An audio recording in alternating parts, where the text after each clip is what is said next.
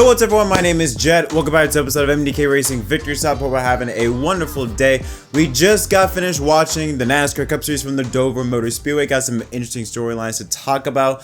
But one thing that we must appreciate is the longevity of Denny Hamlin. He is by far the oldest driver on the grid, yet you could argue that he is still maybe in his prime. I mean, he sure as hell is competing a lot better than where he was 10 years ago, because he just took the checker flag for his second straight career win at Dover, his third win overall at that racetrack, leading 67 of the 407 laps for his 58th career Cup Series win, and becomes the first driver to get 4 wins in the 2025 campaign. Let's take a look at the results here. Chase Briscoe, his teammate, coming home in second place after a great battle between those two drivers. But Denny Hamlin, he just had the better car and also clean air. We're going to talk about that in a little bit. But then look at that. Third and fourth, Hendrick Motorsports had a really good day besides William Byron. We'll talk about him later on.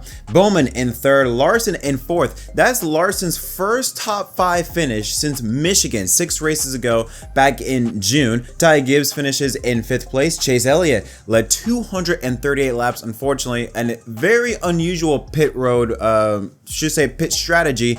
We're going to talk about that in a little bit.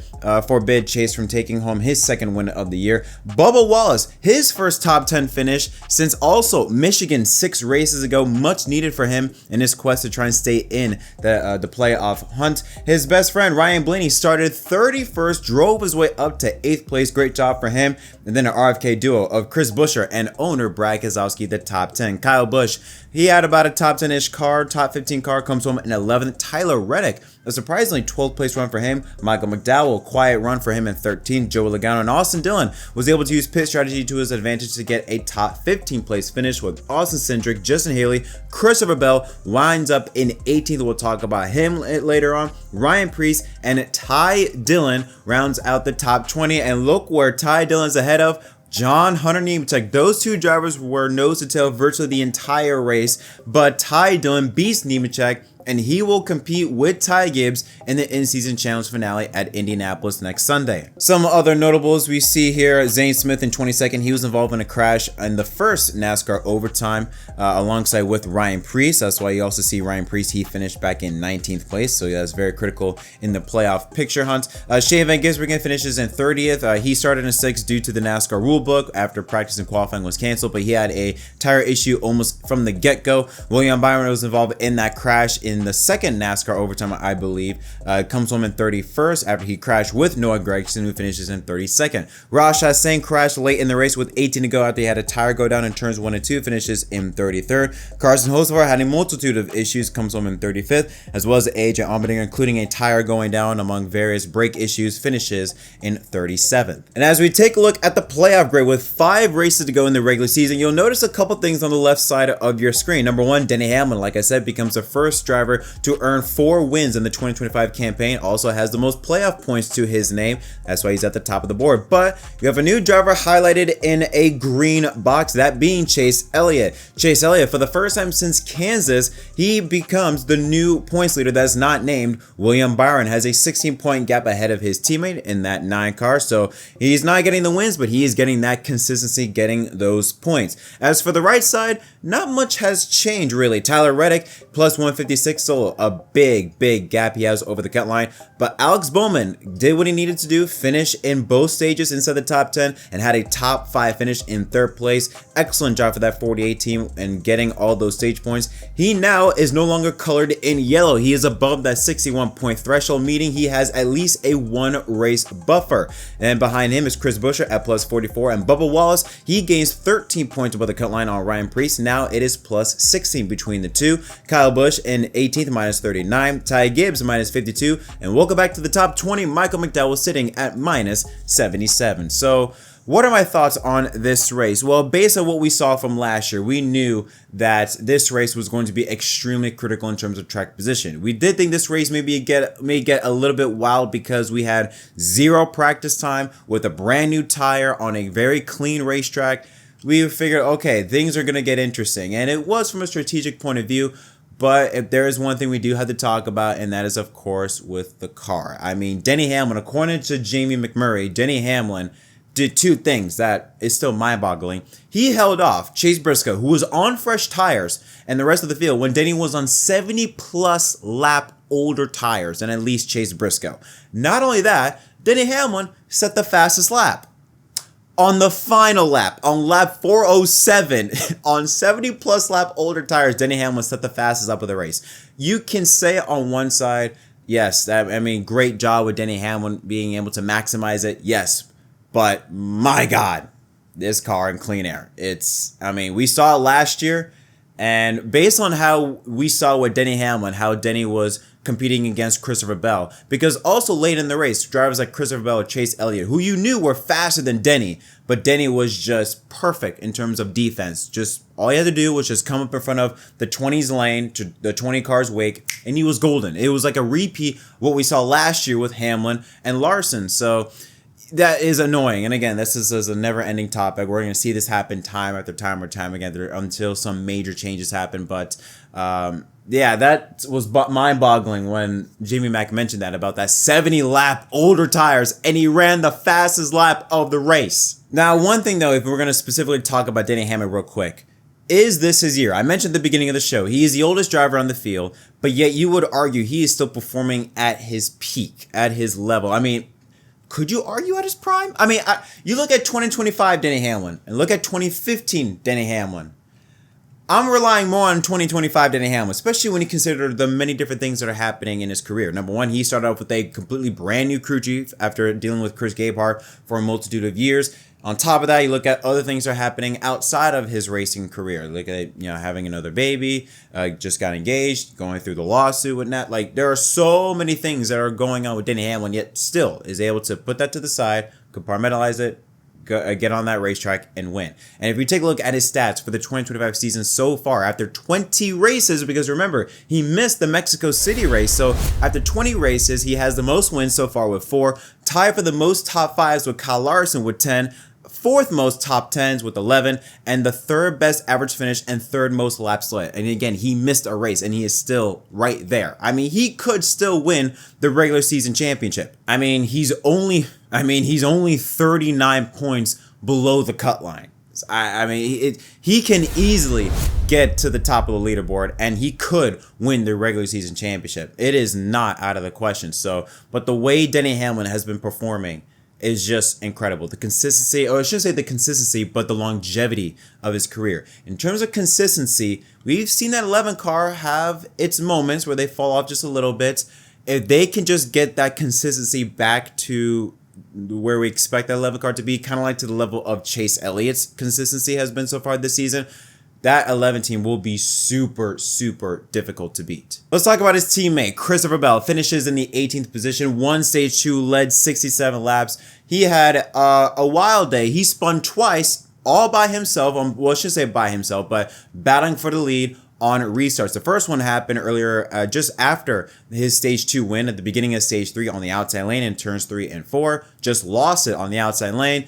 And it basically took him the entire stage almost, with again also help with pit strategy, with the rain coming in and kind of messing everything up. Was able to use that to his advantage to get back into position to win the race. And on NASCAR overtime, coming back to the start finish line, lost it underneath Denny Hamlin and spun, and then collecting 2 other drivers in the process in like a chain reaction involving William Byron and Noah Gragson as they crashed into each other and headed towards the inside wall. So that was a very tough moment for those 2 drivers, especially tough moment for Christopher Bell, because it seemed as though that in those closing laps, in that, I should say the last handful of laps, I felt like he was better than the 11 car. He was.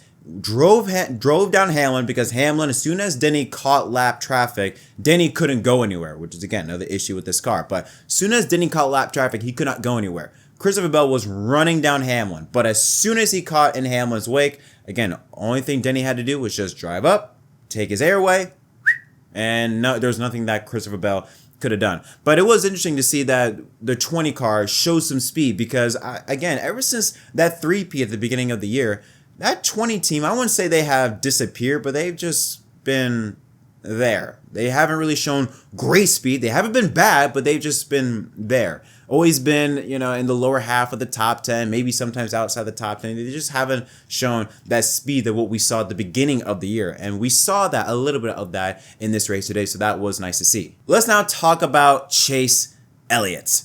All right, Chase Elliott, I picked him to win this race because I felt like that 9 car, I said this, oh, wait a minute, hold on. I literally clocked what I said at the pre-race show. I said that Chase Elliott, that 9 team, they're bringing in raw speed now more frequently on Sunday. But what is their biggest fault?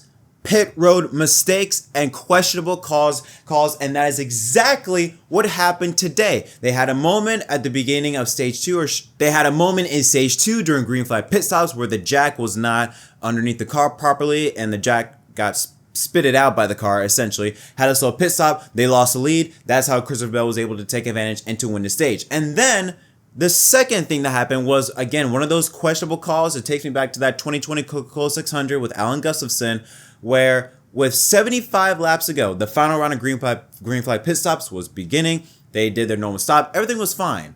And then the caution came out. Again, it was for rain. Christopher Bell was out ahead. Alan Gustafson decided to take a very unusual move 15 laps after they already pitted to have Chase come back on the pit road again and take right side tires so that they would, I guess, essentially be on the 20-team strategy, which, let's be for real, was kind of dumb because Elliott would have been placed in 3rd place. He would have been the 2nd car in the inside lane. We're just playing hypothetical here, but he would have been much closer to the front compared to after he came off the pit road. He was maybe 6th or 7th. He was a bit farther back. We don't know if he would have restarted 3rd. He would have been able to take advantage of that. I don't know. I think Denny just had them all covered that day just with that clean air dominance.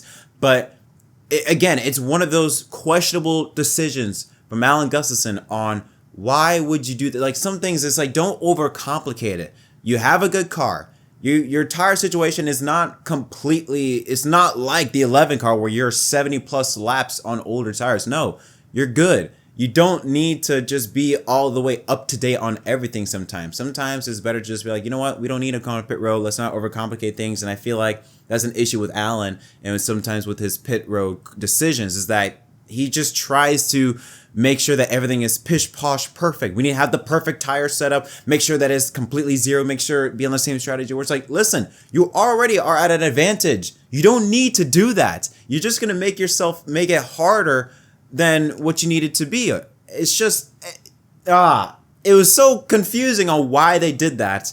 I don't know if they did not go on the pit road, if it would have changed nothing, but it definitely made their lives much more difficult in the closing laps of that race. But one thing that is positive, again, to see is that raw speed from that 9 car. He was really consistent, didn't show the speed of race winning potential, but just logging laps, getting those points, and just finishing well. But now, in recent weeks, we're starting to see the race winning speed of that 9 car. It's just they got to get everything sorted out on pit road and on top of the pit box. Couple of other drivers to point out. I mentioned Kyle Larson and Bubba Wallace. This was their first top 5 and top 10 respectively since Michigan 6 races ago. Larson started 25th and Bubba started 22nd. Both of them absolutely needed to have good runs. One for momentum purposes, and the other to try and stay in the playoff hunt.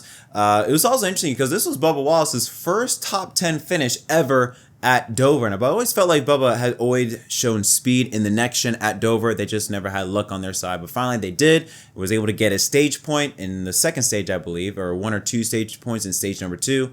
Again, finished in the top 10. Good job for the 23 team. Great job for the 5 team. Again, for the first time in a while, we saw some real pace from that 5 car. Not race-winning pace, but some real good pace. In the middle of that is Alex Bowman. We talked about on this show maybe about a month ago about, is Alex Bowman going to miss the playoffs, to now we're talking about Alex Bowman having this great run of consistency in recent weeks. And again, today was no different. Was up front in the top 5 virtually the entire race, started 16th, finished in 3rd place. Excellent job for that 48 team, continuing to build that buffer from the playoff cut line. And finally, Kyle Busch started 11th, finished 10th. It looked at the beginning, looked like, hey, he could have a top 5 car, and then he just fell off. That 8 car just fell off. And it was very interesting. RC, Richard Childress, on the radio after the race, was on Kyle's radio, and he said, we've got to bring some race cars. We are in trouble. RC, y'all have been in trouble for more than 5 years. RC, y'all have been in trouble since 2014. Since Harvick left RCR, y'all have been in trouble. So this is nothing new. I mean, y'all had that one great half year in 2023 when you won 3 races with Kyle, but that was an anomaly. Outside of that, this has been the normal with RCR. They have just not been there since Harvick left in 2013. That was the last time where you could look at RCR as they can have a shot at winning this race. Now, you have to have so many things go their way in order for them to possibly be in contention to win this race. And that is something you don't want to hear, especially when considering the situation that Kyle is in, being in 18th place in the playoff grid, minus 39 below the cut line. And finally, just a quick note on the in-season challenge. Like I said, Ty Dillon, John, and Nemechek, they were virtually nose to tail for the entirety of the race. They had some good little pre-race videos and shout-outs, just trying to take shots at each other, which was really cool to see. But Ty Dillon, the Cinderella story, I called it. I said he would advance to the final, and he is in the final. But I did get the other matchup wrong. I had Tyler Reddick, not Ty Gibbs, my mistake. I thought Tyler Reddick, they would show a lot more speed in this race today. They were in the top 10 for a good portion in the middle of the race, but Ty Gibbs was always right there, just waiting to pounce, and he ultimately was able to execute a lot better than the 45 team. So it will be the Ty and Ty show for Indianapolis. We will talk about this during the race day episode for Indianapolis next Sunday, but I want to see Ty Dillon win. I mean, it would be peak NASCAR for the driver that came into the season last, ends up winning the $1 million. But overall, my thoughts on this race, I enjoyed it in the sense of I knew what we were expecting. I knew this was a track that'll be all about track position. I wasn't expecting anything big. For a typical Dover race, I thought it was fine, but I would give this a 6.5 out of 10. Just again, the issues with what we were expecting were prevalent once again. Some of the strategy things were really interesting to see. We did see some battles. There were some battles overall. But again, the problems that have been discussed for years now with this car still remain prevalent here today. So I gotta deduct points for that. But what are your thoughts on this race? Let me know in the comment section down below. As always, don't forget to leave a like and subscribe for more content. Until next time, I'm Chet from MDK. Thank you so much for watching, and I'll see y'all next time.